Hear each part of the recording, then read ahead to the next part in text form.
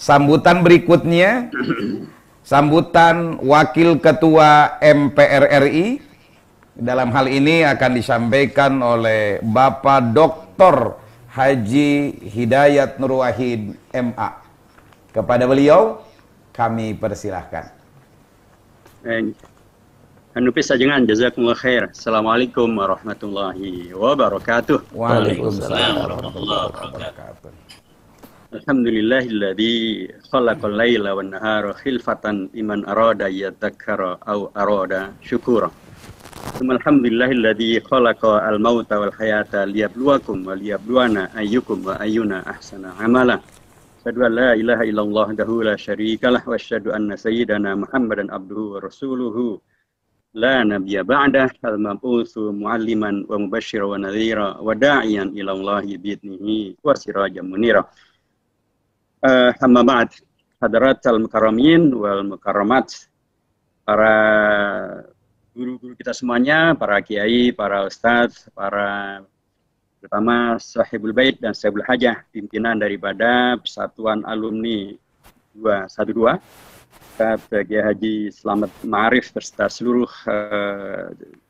pimpinan daripada PA 212 dan juga ustadz sekalian di Majlis Syuro di PA 212, para ustadz sekalian yang diundang dalam acara yang sangat spesifik pada malam hari ini. Ada juga ternyata bersama kita selain para ustadz, para kiai, para pimpinan ormas, ada juga bersama kita Bapak Lius Sungkarisma yang beberapa kali hadir dalam acara PA 212 maupun juga acara-acara keumatan.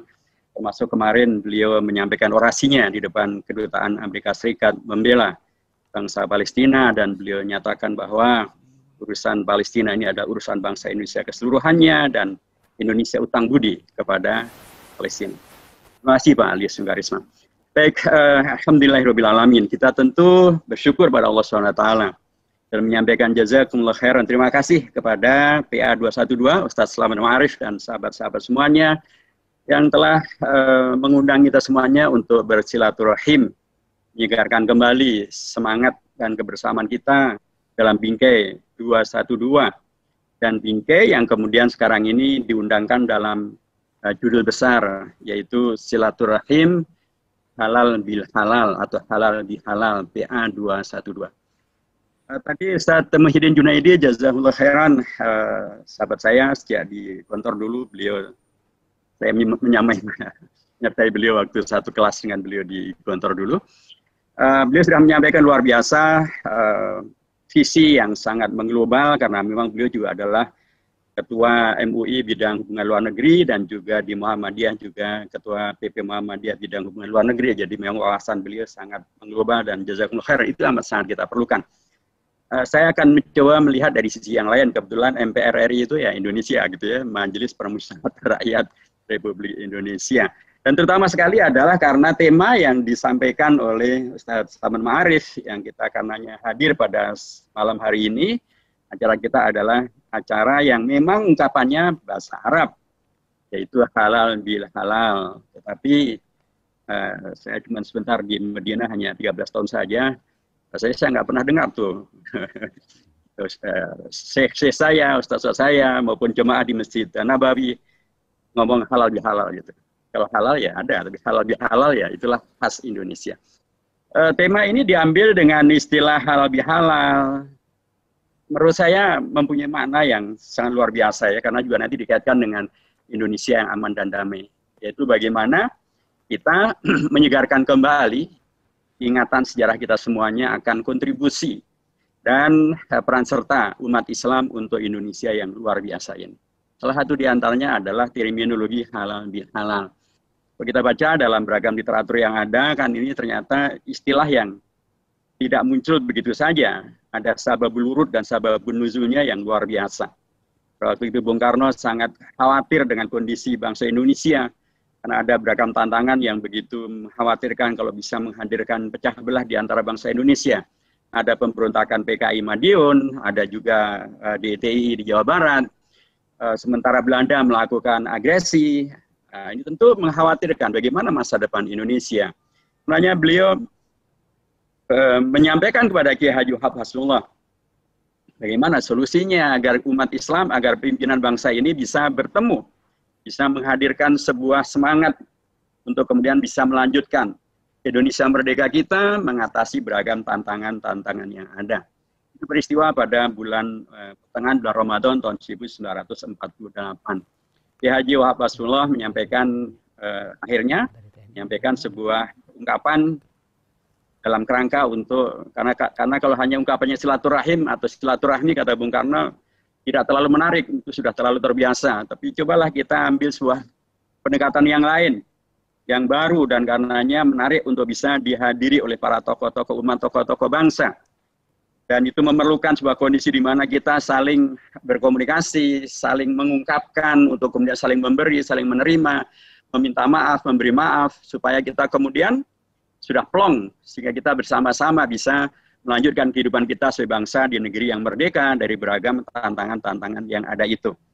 Karenanya Kiai Haji Wahab Hasbullah menyampaikan satu ungkapan tolabul halal bitorikil halal, dan kemudian disingkat menjadi halal bil halal. Jadilah itu menjadi halal bil halal. Bertemulah para tokoh pada bulan Syawal dan kemudian mereka bisa dengan nyaman saling berkomunikasi, saling mengungkapkan sehingga beragam sikat itu terhilangkan dan jadilah mereka adalah umat yang satu, bangsa yang satu mengalahkan tantangan-tantangan zaman yang ada pada masa itu. Jadi halal bihalal adalah sebuah ungkapan yang sangat historik dan sekaligus memberi sebuah landasan yang sangat kokoh kuat bagaimana peran umat Islam untuk bangsa dan negara Indonesia yang begitu luar biasa, amat sangat diakui, sangat diterima, dan bahkan kemudian menjadi tradisi yang khas spesifik Indonesia, dilanjutkan terus-menerus sepanjang waktu. Dan apa yang terjadi dalam konteks halal bihalal adalah sesungguhnya kelanjutan daripada apa yang sudah dilakukan oleh para ulama dan para habaib. Kita tahu bahwa pada peringatan 17 Agustusan itu pasti ada dinyanyikan dua lagu. Satu lagu yang bernuansa himne, syukur, dan satu lagu yang bernuansa mars, yaitu Hari Merdeka. Lagu syukur itu diciptakan oleh seorang habib, tapi populernya disebut Ha Mutahar. Beliau adalah Al-Habib Muhammad bin Hussein Al-Mutahar. Al-Mutahar adalah seperti Segaf, Al-Jufri, dan lain sebagainya, itu adalah marga ataupun nama keluarga untuk para habaib.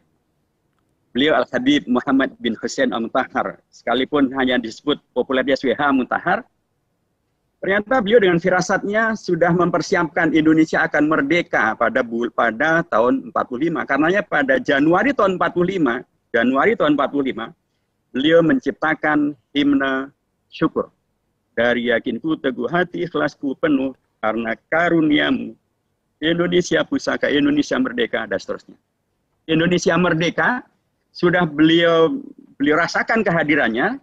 Dan karenanya beliau persiapkan umat untuk bisa menerima Indonesia merdeka itu dengan sebuah lagu yang sangat menyentuh dengan syukur.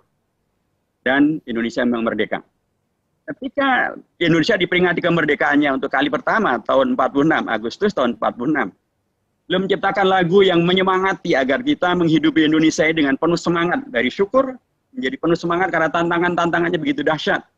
Sehingga Kiai Haji Hashim Asy'ari mengeluarkan resolusi jihadnya pada 22 Oktober tahun 45. Sehingga Ki Bagus Hadikusumo mengeluarkan amanat jihadnya pada tanggal 28 Mei tahun 1946. Kondisi itu karena memang Belanda tidak menginginkan Indonesia merdeka. Mereka menyerang kembali, ingin menghancurkan Indonesia. Para ulama kita dari NU, Kiai Haji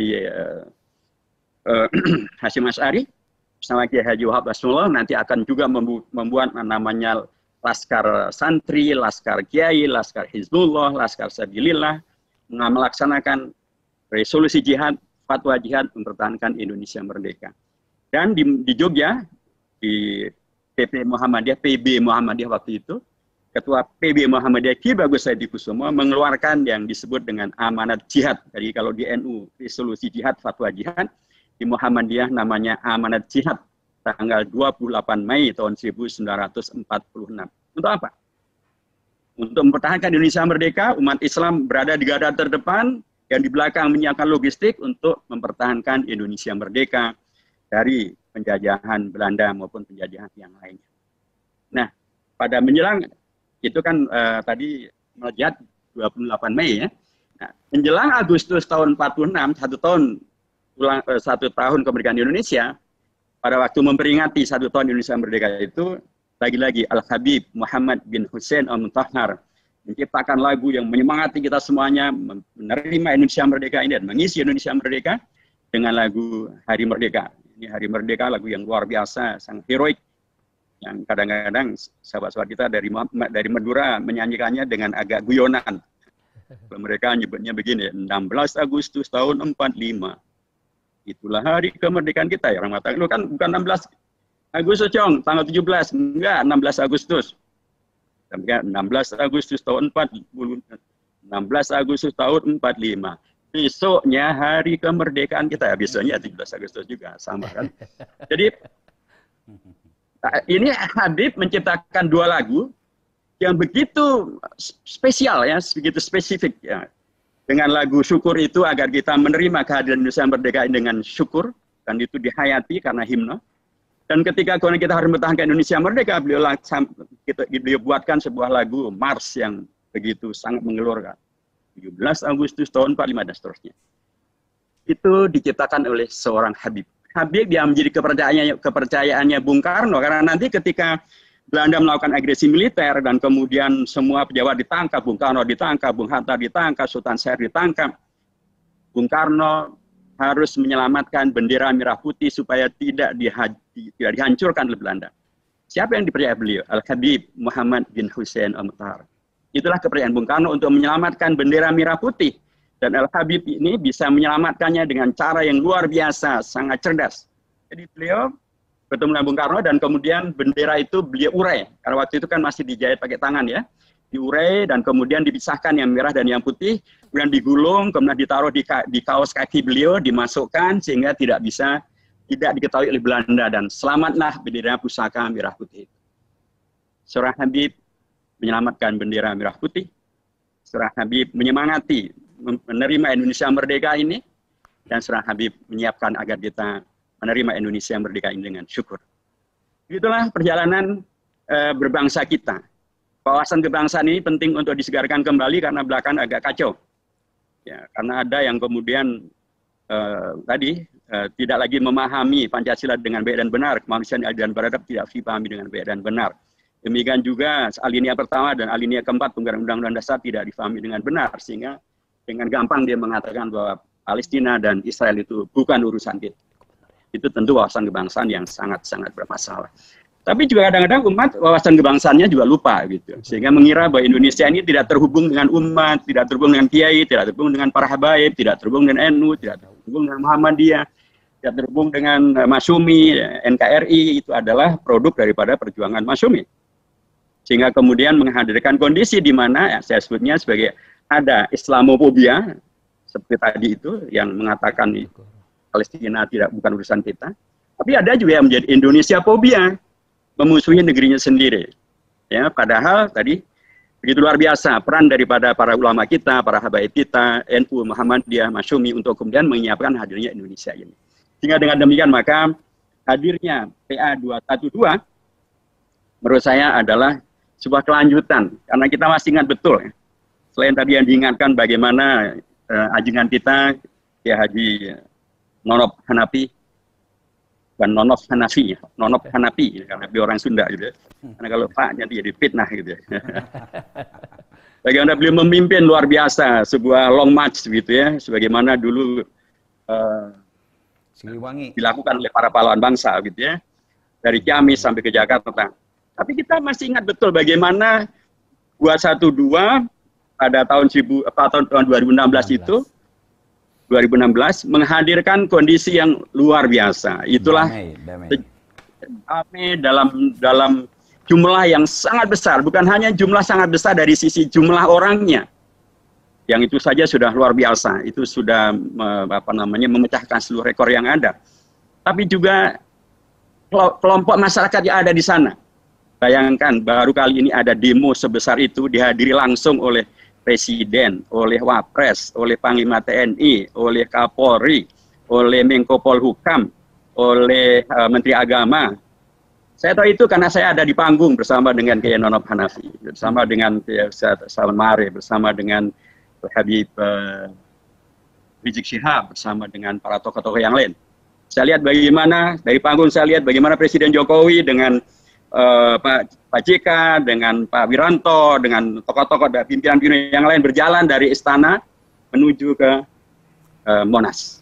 Karena terlihat dari panggung. Bagaimana kemudian masa yang sangat besar itu tidak menghadirkan hal yang mengkhawatirkan, justru menghadirkan hal yang membanggakan. Bagaimana kemudian nuansa demokrasi, nuansa ukhuwah, nuansa kebersamaan itu hadir demikian sangat luar biasa. Umat Islam memberikan kembali peran sertanya untuk menghadirkan harapan akan Indonesia yang hebat dan akan Indonesia yang baik. Saya kira inilah yang kita peringati pada malam hari ini. Silaturahim kita adalah menyambung ukhuwah di antara kita semuanya, ukhuwah sejarah yang tadi dilakukan oleh para habaib, para ulama dari NU, dari Muhammadiyah, dari Masyumi. Kemudian silaturahim dengan bagaimana kemudian dihadirkannya 212 yang begitu luar biasa. Dan saya pernah sampaikan langsung pada Pak Jokowi pada waktu di Istana Negara, rapat antara pimpinan MPR dengan Presiden ketika membicarakan tentang 212. Saya sampaikan Pak Presiden, saya yakin itu adalah kali pertama Pak Presiden hadir dalam demo yang sangat besar. Dan kali pertama saya ingin Pak Presiden demo dengan meneriakkan takbir Allahu Akbar, ya kan? Dan ternyata semuanya kan aman dan damai Pak Presiden. Tidak ada satupun yang mengkhawatirkan, bahkan rumput pun tidak ada satupun yang kemudian ternodai.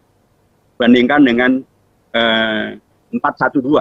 Setelah itu ada kan 412 dibuat itu di jalan Tamrin. Hanya berapa yang hadir? Ratusan. Tapi merusak taman, merusak undang-undang karena itu melanggar undang-undang. Tapi 212 tidak.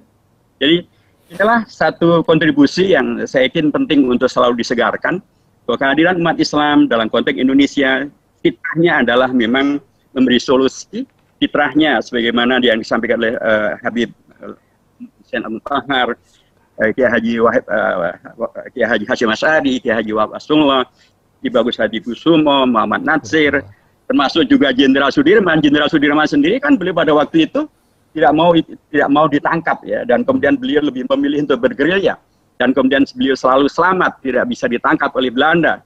Beliau adalah bapaknya TNI.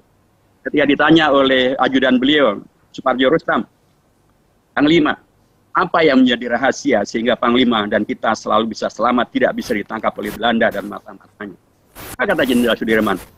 Menampilkan beliau sebagai seorang jenderal yang sangat santri, karena beliau juga adalah murid daripada Haji Subhi dari Parakan. Tokoh Muhammadiyah ini beliau mengatakan, ada 3 mengapa beliau selalu selamat. Pertama, karena beliau selalu gantung wudhu, kata orang Jawa, selalu dalam posisi suci wudhu. Dan kalau demikian memang adalah innallaha yuhibbut tawwabin wa yuhibbul mutatahhirin. Dan kalau dicintai oleh Allah, pastilah Allah akan menjaganya. Yang kedua kata beliau, karena saya selalu sholat di awal waktu. Sholat di awal waktu artinya adalah afdalul a'mali as-sholatu ala waktiha. Kalau seseorang selalu mencari yang afdal, pastilah Allah juga akan menghadirkan yang afdal. Yang ketiga kata beliau, karena saya selalu ikhlas dalam berjuang. Karena kalau ikhlas itu adalah ihsan, maka kaidahnya adalah hal jazaul ihsan ilal ihsan. Luar biasa, dan kemudian jadilah TNI yang sekarang menjaga Indonesia agar tetap dalam keamanan dan keselamatannya. Inilah Indonesia kita, dan saya yakin dengan judul hal bihal pada sore malam hari ini, kita diingatkan juga untuk kemudian kembali pada fitrah kita, dalam relasi kita dengan negara kita, relasi kita dengan sejarah para ulama kita, dengan para habaib kita, dengan Jenderal Sudirman dan tokoh-tokoh yang lain, sehingga kita bisa menatap ke depan beragam tantangan dan peluang yang ada. Tadi disampaikan oleh Ustaz Dr. Junaidi kita yang demikian luar biasa. Ada masalah terkait dengan Palestina, ada masalah terkait dengan COVID-19, ada juga masalah terkait dengan masalah ekonomi, masalah pendidikan, banyak tantangan. Tapi kalau kita kemudian dengan semangat tadi bersama-sama, NKRI kita, ada tantangan di Papua di sana dengan teroris yang dinyatakan oleh pemerintah sebagai teroris, KKB, OPM dan lain sebagainya itu. Maka kalau kemudian kebersamaan itu bisa kita hadirkan, umat akan selamat dan diselamatkan, bisa dan kemudian bisa berkontribusi untuk selamat dan menyelamatkan Indonesia sebagaimana fitrahnya umat Islam di Indonesia yang sedemikian luar biasa itu. Saya kira demikian Bapak dan Ustaz sekalian yang saya hormati. Mohon maaf bila ada takdir fa'inna dzikratan fal mu'minin wal muwaffiq ila aqwamit thoriq wa nasr minallahi wa fathun qarib wa basyiril mu'minin. Wabillahi taufiq wal hidayah. Wassalamualaikum warahmatullahi wabarakatuh. Waalaikumsalam warahmatullahi wabarakatuh.